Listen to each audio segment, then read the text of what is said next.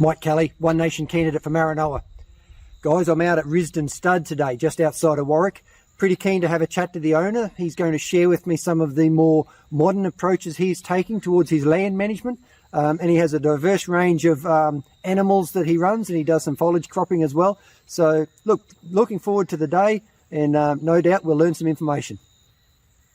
G'day Nick, mate. Thanks for spending some time with me today. I really appreciate you letting me come out. Welcome. Share your lifestyle with me for a bit, mate.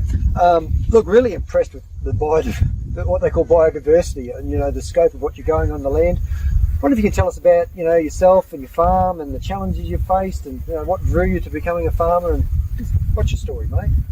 Well, we're on a property here at Warwick, 6,500 acres. It's a beautiful little patch of ground. It's got river flats right the way through to the granity country, to more lighter soils on the west. So we've got a lot of different types of land to work with, and as a result it does require us to actually look at each section of the farm as an individual section. You just can't say this farm will do this and that's the only way it'll work. You have to adjust things on an as needed basis, and even the weather plays a huge part of that. My family have been on the farm here since about 1986. We originally came from Victoria. We've been running racehorses, cattle, pigs, camels. Yep. We're always looking for best practice ways of being the best stewards for the land, making the land healthy and working within the constraints of what the land actually will allow us to do. So, mate, I'm assuming from that you need to actually be pretty flexible as well. Oh, ultra flexible. And no doubt you've got to have a broad base of knowledge to be able to adapt to the changing environments as it happens throughout the season. So, mate, what's your thoughts on, you guys seeing the more feedback I get constantly is how over-regulated you guys are becoming, and everyone seems to treat farmers as if they're these eco-villains, and they're just not, mate. They're probably some of the smartest, most robust business people I know, and you have to look after your land because it's your livelihood. Yep. You have to be a good steward of your land. Where do you think the balance needs to be between politics and the practical business of farming, which has to deal with the ever-changing environmental needs that actually can't be controlled? They can be impacted, but they can be controlled. How do we get that balance right, mate? Well, the first thing the government needs to do is not make us work to timelines and quarters and set datas that have got an agenda that is trying to play out a narrative for some international community. We need to look at the farms as an ever-evolving and fluid environment. Every year it's a new challenge, it's a new weed that we have to manage, or a new weather pattern that we have to deal with. This year's been an exceptionally wet and rather mild summer, really. Other years it's been crackers, 40 odd degrees, and dry as a chip.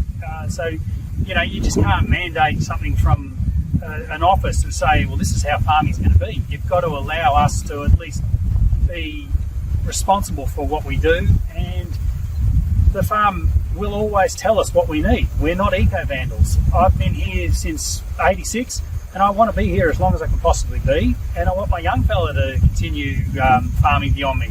Now, it's actually getting to the point where he's questioning whether he wants to be a farmer because it's too hard.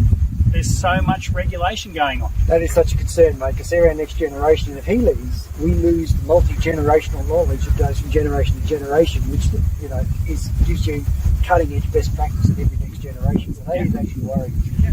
Mate, it does worry me. Probably one of the big, hot points at the moment is this net zero and the impact it's going to have on our farmers.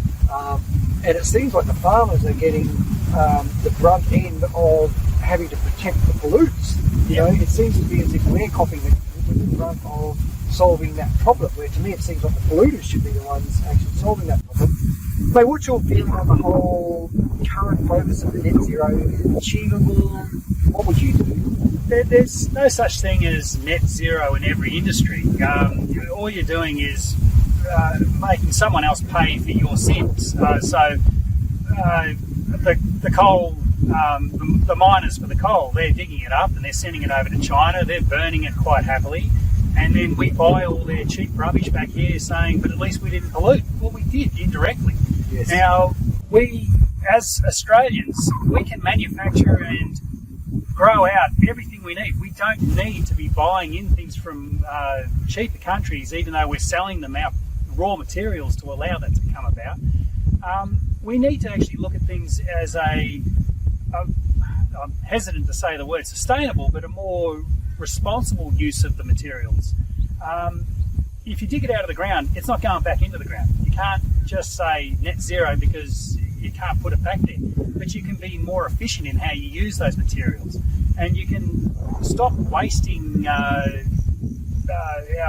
raw energies and everything by funding another country to actually flaunt the rules. Yes.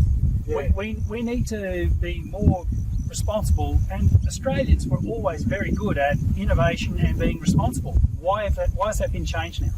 But I think one thing to really look at too, you know, as the world goes green, coal is not going to be our cash cow for our business. It's actually going to be the real cow. Yeah. I don't mean to play a pun on words, No. but the reality is we need to support this industry because it may be the backbone. We have completely killed our manufacturing in this country. We used to be self-sufficient. Right? Yes. You know, we need to get back to there. We need to get back to a manufacturing sector that can actually generate products that we can patent, trademark, export to the world.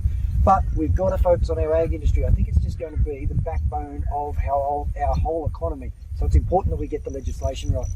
Hey, just on a side note, I'm not sure if you're aware, there's a new act that's been proposed by the Ag Minister. It's the Biodiversity Stewardship Market Act. Mate, in principle, if you look at the headline when the camera's in front of them and selling the sales pitch, looks like it's looking pretty good. I've actually had a look at it. I've got quite a lot of concerns about it, mate. I'd actually like to get some advice on it. Mm-hmm. If you consider any of those things, I'd encourage you to get some legal advice on it. There seems to be more restrictions. There's no clarity around what you can do.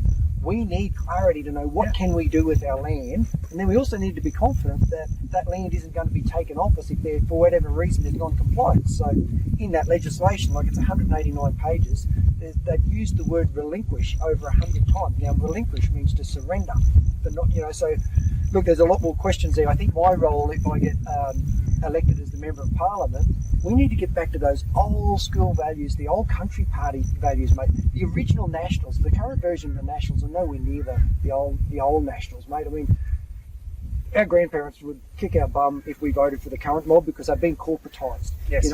But my job is to look at the legislation and go, excellent, what are the benefits for our rural communities? And I fully support that, but I have to put on the other hat and go, what if it's a villain making the rules, and how are my people going to be affected? And I need to challenge them, and I think we need to take, I'm not saying it's bad, mate. What I'm saying is be hesitant at the moment if you go and make any decisions because it looks like it can tie it up. If it's good, it's good. But from what I'm seeing at the moment, it's actually a net bad position for you. So just get some advice on that yourself, mate, before we do that. And I'm going to get I'm actually going to flick it to some legal friends who can have a look at it just to check to see that we're actually not submitting ourselves to more risk than benefits. I'd like to see the results of that. Yeah, mate, I'll get those all I see is at the very back of it a lot of pages of penalties that seem very draconian and harsh, and they're going by the way legislation is currently just being made up on the fly without any consultation. We could be in breach of something without even knowing about it, purely because they've decided to change direction. The problem I see too, mate, a lot of the authority and decision making comes to the Ag Minister. He won't tell you what you can do. It tells you what it can't. A lot of penalties for if you don't. But the big risk I see is then tying up the use of your land subject to these international agreements that are on an agenda to get rid of meat, or they want to get us back to a soup spoon of meat a day. I mean, that's just such a huge threat to so many parts of my electorate. We're in the heart and soul of the ag industry, mate. So it'll kill beef farming and sheep and all other meats, naturally grown meats. And at the end of the day, is that us being free? Yeah. We're not free anymore. We've lost our freedoms by that sort of rubbish. But you buy the land, you pay the rates, you should choose what to do on it, as long as you're not an environmental bandit. We need laws and legislation to protect the land for future use, but we need a common sense approach to that. That's one of the things I love about the One Nation platform, mate. The other thing I love is it gives me the flexibility as the Member of Parliament. I can speak on conscience on every single vote. I'm not party line voting. So our current Ag Minister, who's the gentleman I'm running against, David Littleproud, I'm not sure if you know David, but he was voted in 2016. He has not voted against the LNP once since 2016. Is he representing? That's right. Who is he representing? So, and being a minister, high salary, high position, there's no way he's going to vote against the party that gives him the high salary and the high industry. We need to get back to those old country school, those old country party values, get someone in that's prepared to swing a few punches to protect our rights, because that's my job if I get in. So, well, if I vote for you, I want you to speak for me. Yeah, absolutely. Well, that's my job, mate, bottom line. Hey, do you mind if we have a go around your place and have a look and take me through some of the things you're doing? You'd mentioned earlier you've got some pretty interesting, like fire management and just how you're managing your whole property. I've been really impressed with your approach. I'd love to share that with the people, because a lot of people don't realise, mate. They won't know what's involved in running a farm. If you have to spend that time with me, that'd be great. No, you're more than welcome. I'm an open book. I'd like to show people what we're doing, and I'm always evolving for best practices. Yeah, excellent, mate. Good stuff. Let's go and have a look at some of it. Okay. Farming needs to mimic nature in that you can't just have one thing living in a system and call it healthy. Everything in nature, in its natural form, is a mosaic of plants and animals. Everything is meant to work in a symbiotic fashion. So in our paddocks we try and encourage multiple species of grasses, and even the weeds play a role in keep maintaining the health and the balance of the soil. You need to look at farming as a holistic approach, not just one goal, one product. Everything has to work together.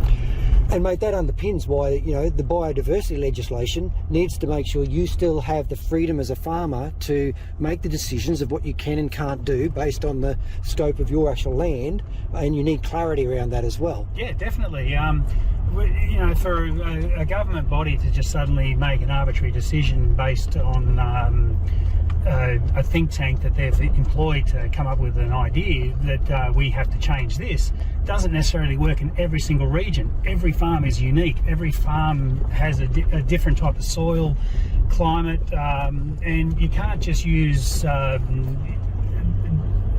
graphs and tables from a database that just says how it's going to be. Nature doesn't work very well when you tell it how it's going to be. Nature does what it does, and we have to work within those constraints of what nature allows us.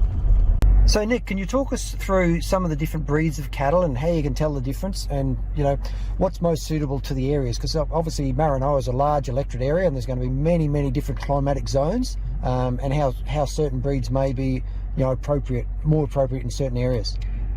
Certainly in your electorate with Maranoa, your Bos Indicus is by far the best suited animal, especially as you start getting further out west. They're a big, rangy cattle, got a fine coat. They handle the drier, deserty conditions far better.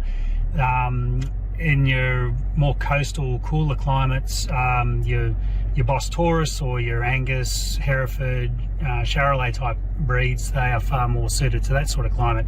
You will predominantly find your Brahmins, Braffords, Brangus, Santa and Droughtmaster as your better suited breeds for Western Queensland. The Aboriginals used to do cultural burns through this region. The Gittable tribe were native to this area, and they would use fire to keep the land healthy.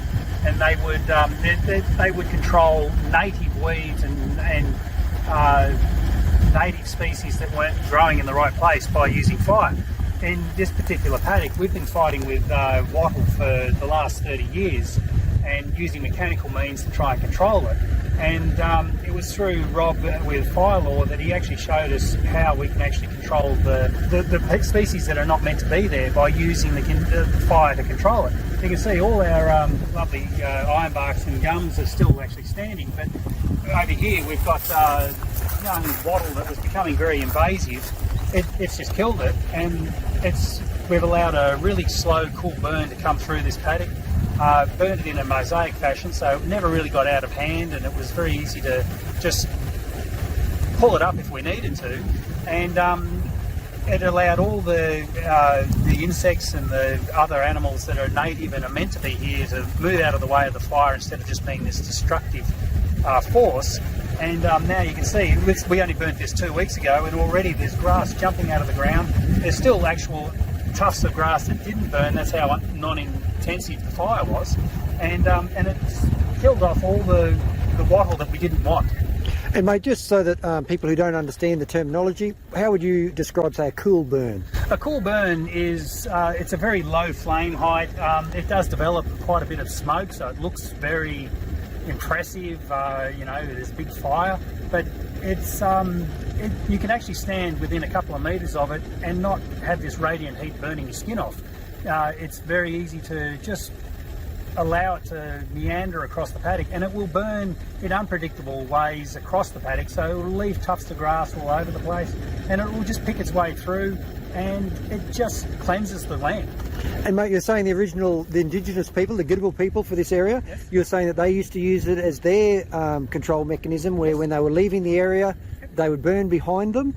As they were leaving, I will actually, I'd love to get you to have a talk with Rob.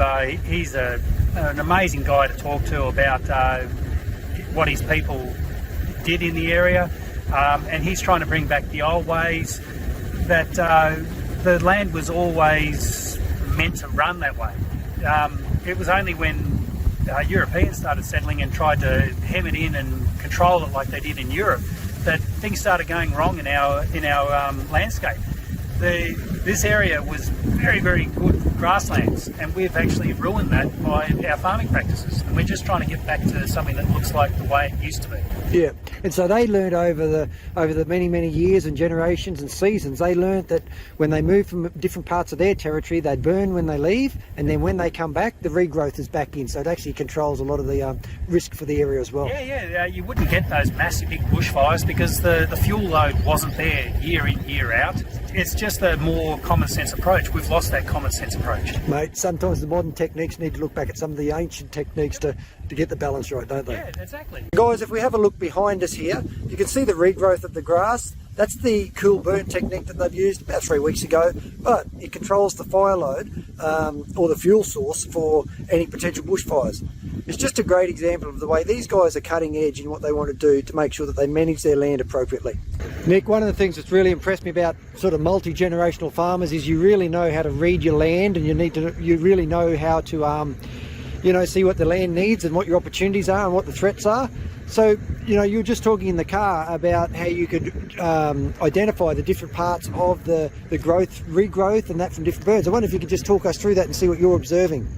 Well, with our regenerative ag that we've taken on, we've started to rotate our cattle more frequently and look at the paddocks as they need a rest, and creating artificial stresses for it. So instead of only grazing at a certain time each year, using different times, different patterns of grazing. So you might come in for a couple of days here, get them out, go to another paddock, then come back and hit it again, and not just be predictable at every time. It seems to be actually making the ground respond far greater than just as traditional methods of farming. And you can actually see, it might be a bit hard with the light we've got at the moment, but you can actually see the difference in the colour of the paddocks that we are regeneratively grazing compared to ones that are just being farmed in more traditional manners. The grasses are actually more browner, and the paddocks just don't look as vibrant as the ones that are actually just being artificially stressed through use of livestock. Mate, I can see it with the naked eye. I hope the camera picks it up. Is that Leslie Dam over there, mate? That is Leslie Dam. It's looking fantastic in its current state. I think we need to actually watch out for our future security of water, so maybe we need to get that into the federal hands and out of the states. I agree with you, mate. Let's bring on the Bradfield scheme, something the One Nation has been banging on about for decades now. It's time to bring it so we can get our water security across the whole nation. Definitely. Well, I guess one of the challenges you face too, mate, is you guys are working hand in hand with the elements of nature as they happen, and you have no control over that. No. Whereas it seems a lot of the government departments are wanting you to fit within the scope of the next quarterly period or the next, and they sit there in their air-conditioned offices where they're always protected. They don't even recognise the impact of, they walk out of their office and gee, it's hot because they've come out of their air-conditioned office. Maybe climate change is a big thing because now it's hotter today. Yes. They've just lost touch with the climatic conditions. Definitely. The nature is not something that you can just say on a bit of paper that this week it's going to be this. They can forecast it, but the realities are we work within the constraints of what nature gives us, and we manage our place according to that, not by quotas and targets and monthly deadlines. You cannot farm that way. Well, mate, you had made a very good point. Like you have that potentially some access to some grant money to help with the Gittable people, to help with some new reburns. But that grant has a time limit of when it's available. And can you talk through that? Yeah. We would love to actually get them on and come out and burn, but at the moment the conditions are not right to actually start another big burn. But you need everything to line up correctly to actually get the best results. You can't just arbitrarily say by May we have to do this burn, because at the moment, especially with all this rain, nothing's burning. It's very hard to get a fire to actually do what you want, and even if it wasn't for the green, with all the rain, if it's too windy, you can't do it. So you work with the conditions that you are dealt, and you start the fire on the day that is best suited for the best result. And if it happens to be beyond May, well, so be it. But then you lose your access to the grant. Exactly, yeah. So then we have to go through the application process again. Now, so it sounds like there needs to be some more flexibility within, just giving you a window within, and then a contingency period that you can do it within. Yes, because it's just like planting crops. You don't plant if the conditions aren't right. So it's the same with spending government money. You can't just spend it because you have it there. You need to actually make it work. It'd be like forcing the crop farmers to plant their seed now when their paddocks are covered in floodwaters. Exactly. But because they're going to run out of time, they've got to plant in an environment that's just not appropriate. Exactly. Yeah. So Nick, I notice you've got quite a few camels on your property, buddy. What's the story with those, mate? How did they get in? What value do they add to your property? We adjust these cattle. They're camels. We're using them as like a biological weed control. They're very good for controlling your tree pears and boxthorn. They don't tend to eat the grasses that the native grasses that the other animals like to have. They're very soft on the ground, and they're complementary to a bit of biodiversity for the soil. They spread fertiliser without having really any major impact on the soil in a negative way. Yeah, can you explain that? You'd mentioned that to me earlier, mate. So how do they have a low impact on your soils? Well, their feet don't make pads like the cattle or sheep, and they're very water efficient. They're just, and as you see this one here, he's having a go. You might go over it. They pick around some of the weeds. They look at some of the tree pears, take all the fruit away. They're just non-invasive if they're properly managed. We don't leave them locked in one area till they completely wreck it. We move them around and just help with the movement of nutrients through the soils, and their manure also helps keep the biology alive in the soil. So you systematically move them through your paddocks from time to time. Yeah. That's a great approach, mate. That's got to work, surely. Yeah. Excellent. Let's keep moving. Go, Anna. Oh, don't you love Australia, mate? Seriously. There's life everywhere. Get off my road, Davey. Yep, off he goes.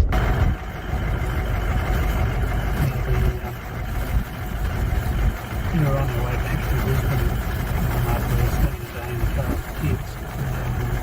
We've been, as kids are, doing messages. We've got to stand up here. Yep. They've cracked me up, mate. So the kids were...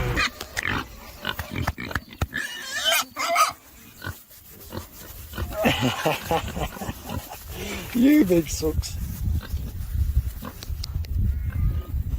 So, wild beasts, obviously, mate. Oh, they're doing it tough.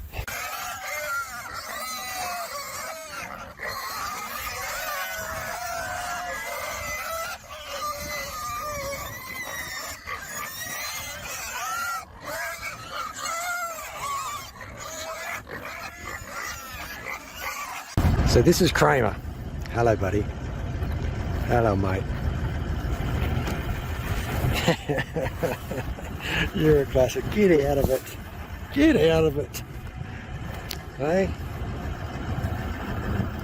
Mate, you seem to have a really personal relationship with all the animals, like most farmers I know. I love them. Yeah. They're part of the family, extended family, aren't they? Yep. So what's the story with this fella? Well, Kramer, he used to be at the petting zoo at Kent Satterley down at Stanthorpe. Oh, yeah? And he eventually got a little bit too big for his boots down there and started being a bit rough with the other animals petting area. So he's been brought out here to actually teach him what it is to be a camel. So he'll be joining the main mob as soon as we get the tag on him, just to identify him separately to the other guys. Yeah, nice, mate. But, Nice. we're giving him a happy old life just to be a camel. Yeah, good stuff, buddy. Excellent. That's gorgeous, hey? That's it. Yeah, that's it. Please consider your vote at the next federal election. It is the most crucial election that our generation has ever faced. My name is Mike Kelly. I'm the One Nation candidate for Maranoa. I look forward to meeting you when I get into your town.